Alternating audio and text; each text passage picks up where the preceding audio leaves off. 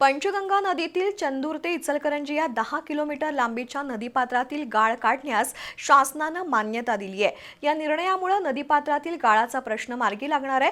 तसंच पावसाळ्यातील संभाव्य पूरस्थिती कमी करण्यास आणि नदीपात्राची वहन क्षमता वाढवण्यास मदत होणार असल्याचं आमदार राहुल आवाडे यांनी सांगितलं।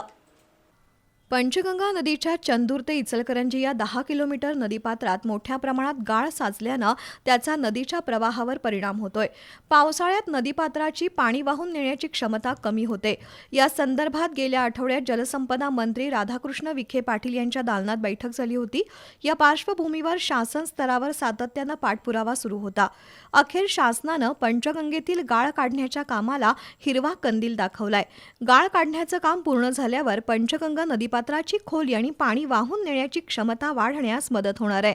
त्यामुळे चंदूर इचलकरंजी परिसरातील नागरिकांना याचा मोठा फायदा होणार असून पूर परिस्थितीच्या दृष्टीनेही हा निर्णय महत्त्वपूर्ण आहे। जलसंपदा विभागाचे अवर सचिव SM जगताप यांनी याबाबतचा आदेश जारी केलाय। शासनाच्या या निर्णयामुळे नागरिकांमधून समाधान व्यक्त होत आहे।